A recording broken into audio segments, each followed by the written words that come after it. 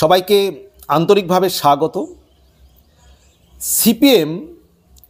সিপিএমের ২৭তম রাজ্য সম্মেলন শুরু হবে আগামী কাল। আমি যখন ভিডিওটি করছি শুক্রবার, হয়তো ভিডিওটি পোস্ট করা আমার এক একদিন দেরি হতে পারে, কিন্তু শনিবার হয়তো আমার শনিবারেই ভিডিওটি পোস্ট হতে পারে। তো শনিবারে সিপিএমের রাজ্য সম্মেলন শুরু হচ্ছে। সেখানে সম্ভবত রাজ্য সম্পাদক মোহাম্মদ সেলিম প্রতিবেদন পেশ করবেন।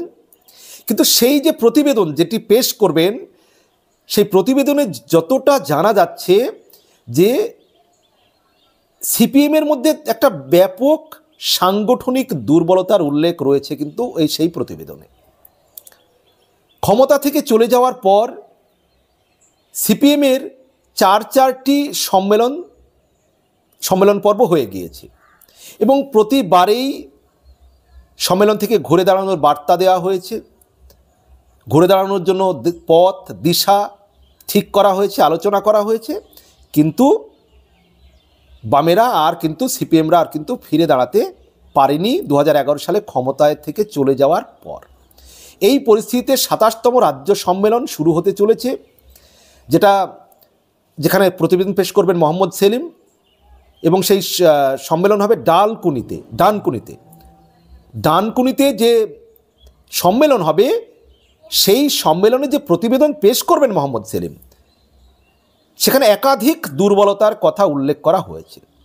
বুথ স্তরের সাংগঠনিক দুর্বলতার কথা বলা হয়েছে, এরিয়া কমিটি সেখানে দুর্বলতার কথা উল্লেখ রয়েছে, এবং প্রতিবেদনের যে ৪০ থেকে ৪৭ নম্বর পৃষ্ঠার মধ্যে সিপিএমের যে সংগঠন, সেই সংগঠনের যে দুর্বলতার কথা একেবারে বিশেষভাবে ছত্রে উল্লেখ রয়েছে। রাজ্য সম্মেলনের আগে শাখা, এরিয়া, জেলা স্তরের যে সম্মেলন প্রক্রিয়া শেষ করেছে সিপিএম, একাধিক সম্মেলনে মানে তাদের যে একটা গোষ্ঠী কোন্দল, দলীয় কোন্দল, সেটা সামনে এসেছে এবং সমস্তটাই কিন্তু এই প্রতিবেদনে উল্লেখ থাকবে এবং উল্লেখ রাখা হয়েছে। এবং এমন কথাও বলা হয়েছে যে ক্ষমতা থেকে চলে যাওয়ার পর সিপিএম নেতৃত্ব ভয় পাচ্ছে আন্দোলন করতে। কারণ এই যে এখন যারা নেতা হয়ে আছেন সিপিএমের, সেই নেতারা ৩৪ বছর যে সিপিএম ক্ষমতায় ছিল, সেই ক্ষমতায় থাকাকালীন তারা নেতৃত্ব পেয়েছেন, নেতা হয়েছেন। স্বাভাবিকভাবেই তাদেরকে আন্দোলন করতে গিয়ে বাধার সম্মুখীন হতে হয়নি, পুলিশের তাড়া খেতে হয়নি, বিরোধী পার্টিদের চোখ রাঙানি দেখতে হয়নি। তারা একটা মসৃণ পথে সংগঠন করেছেন এবং পার্টি যাকে চয়েস করেছেন, সিলেক্ট করেছেন, তিনি নেতা হয়ে গিয়েছেন। অর্থাৎ তাদেরকে যে আন্দোলন করে মাথার ঘাম পায়ে ফেলে রক্ত ঝরিয়ে বর্তমান যে সিপিএম নেতৃত্ব রয়েছে, তাদের কাউকেই কিন্তু সেইভাবে নেতা হতে হয়নি। তারা পার্টির নেতা হয়ে উঠেছেন, কিন্তু তারা জননেতা হয়ে উঠতে পারেননি। ৩৪ বছর ক্ষমতায় থাকাকালীন বামেদের জনগণের সঙ্গে যে সংযোগ, সেই জনসংযোগের কিন্তু বিশাল ঘাটতি শুরু হয়েছিল, যার ফলে বুদ্ধদেব বাবু যখন সিঙ্গুরে কারখানা করতে গেলেন ২০০৬ সালে, অভাবনীয় সাফল্য পেয়ে বুদ্ধবাবু মানে ২৩০ থেকে ৩৬-এর কাছাকাছি বিধানসভা আসন পেয়েছিলেন। তৎকালীন বুদ্ধবাবুর নেতৃত্বে সিপিএমের বিধায়ক ছিল, বামেদের বিধায়ক,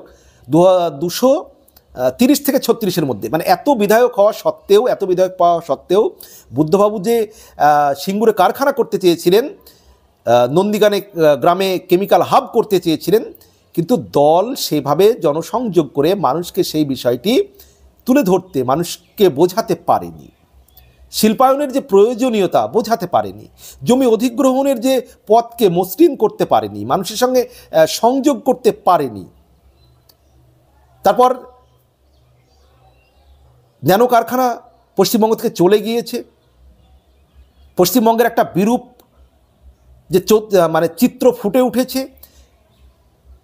তৃণমূল কংগ্রেস নেত্রী মমতা ব্যানার্জিকে এর জন্য বামেরা দায়ী করেন, বিরোধীরা দায়ী করেন, বুদ্ধিজীবীরা দায়ী করেন।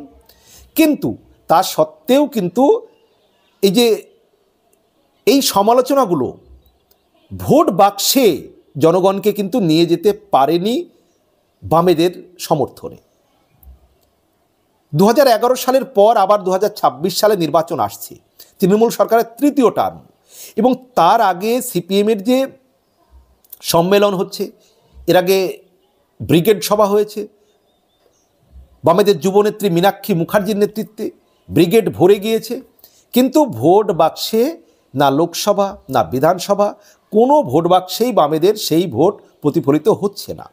কারণ এই যে এখনকার নেতা, তাদের যে নেতৃত্ব, সেই নেতৃত্ব টোটালটাই তৈরি হয়েছে যেহেতু 34 বছরের বাম শাসনকালে, তাই তাদেরকে লড়াই করতে হয়নি, সংগ্রাম করতে হয়নি। তারা একটা মসৃণ সাজানো ফুলের বিছানা তারা পেয়ে গিয়েছেন। আজকে তৃণমূলের বিরুদ্ধে, বিজেপির বিরুদ্ধে তাদেরকে লড়াই করতে হবে, লড়াই করে তাদের সংগঠনকে টেকাতে হবে। প্রতিটি বুথের ভোটারদেরকে রীতিমতো বুথ পর্যন্ত, ভোট কেন্দ্র পর্যন্ত ভোটারকে নিয়ে যেতে হবে।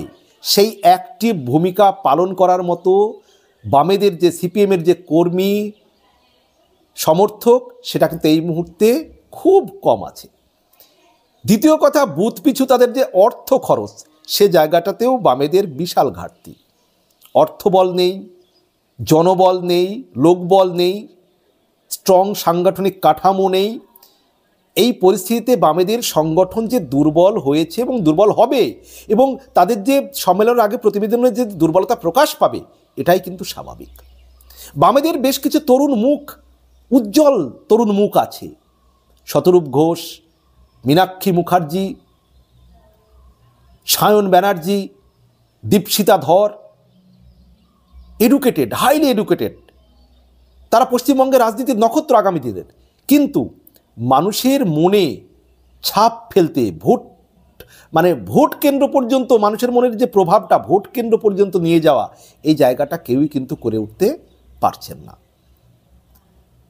তাই সিপিএমের যে সাংগঠনিক দুর্বলতা, আগামী দিনে কি করে সেটা সিপিএম কভার করবে, আগামী নির্বাচনে যদি বাম কংগ্রেস জোট না হয় বা বাম আইএসএফ জোট না হয়, এককভাবে লড়াই করে 2026 সালের নির্বাচনে বামেরা কি সত্যিই কোনো আসন পেতে পারে, বা সাংগঠনিক দুর্বলতার এই যে বামেদের কি কারণ বলে আপনার মনে হয়? সম্মানিত দর্শক, জানাবেন আপনার মন্তব্য, যে কোনো মন্তব্য। ভালো থাকবেন, সুস্থ থাকবেন, সবার জন্য শুভকামনা।